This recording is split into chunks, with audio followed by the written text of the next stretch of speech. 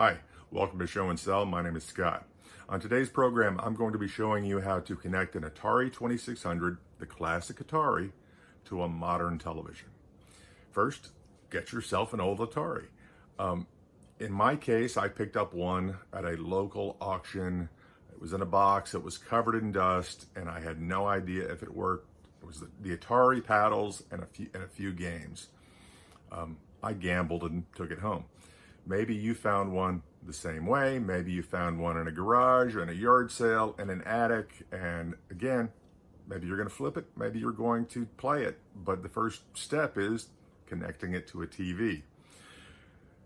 If you did like me and you go online, there are numerous websites giving multiple suggestions on how to connect, and many of them are 100% correct.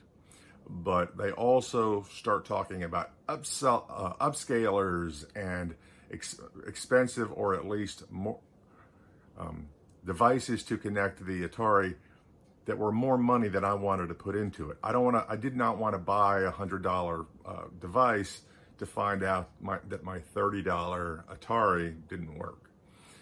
So I opted to go the cheapest way, which is why I think you're probably watching this video.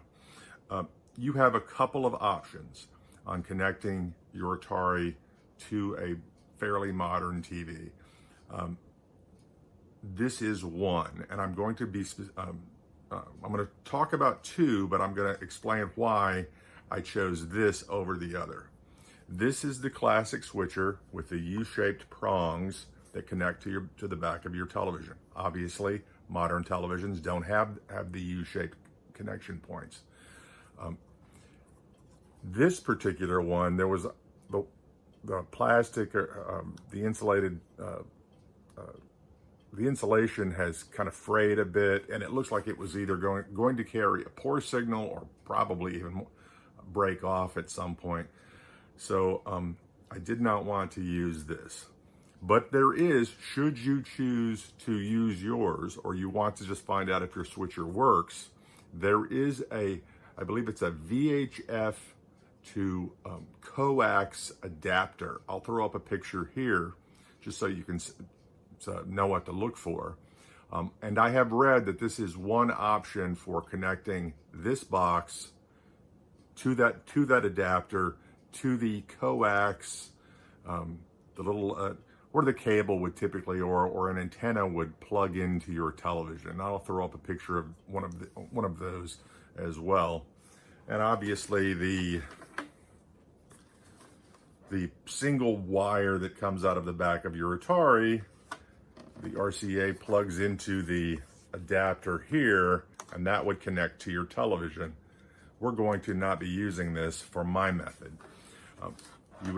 This single wire is going to plug into an RCA adapter to coax. And this is it right here.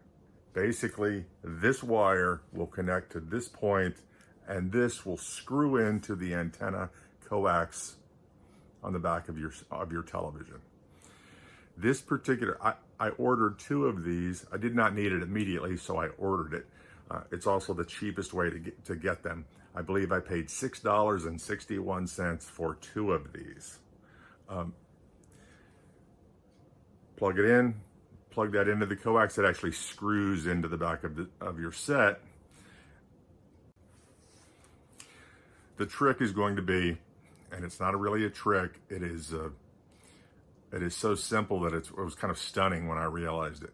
Basically, once I realized my television was getting a signal, but it was a black screen, or it just looked different than snow on all the other channels, and then I had one channel that was receiving, it was black, or it had a bar across it, or it was receiving a signal of some sort.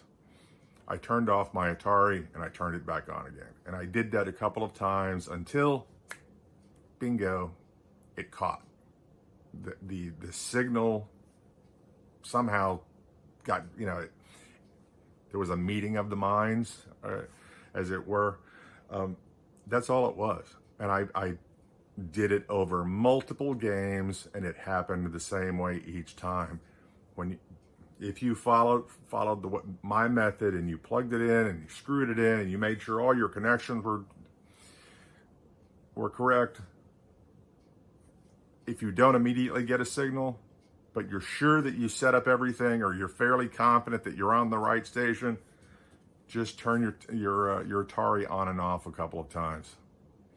For me, it worked. It worked over multiple games. And yes, I will say at this point, the image was very dark, but I wasn't planning on playing all of these games for the long haul. This was literally mostly just to test the machine to see if I could sell it as a working machine.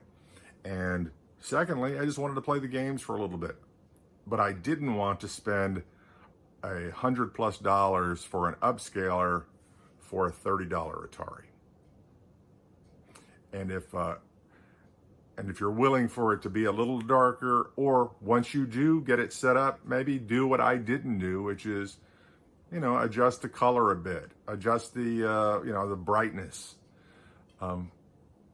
That may be, for the time that you'll be playing, that may be a much cheaper method than buying multiple switchers or an upscaler, or at least it was for me. I hope this video was helpful. If it was, go down to the comments and let me know. If it didn't work, go down to the comments and let me know. Either way, it's only $2 or $3. We'll see you next time. My name is Scott. Bye.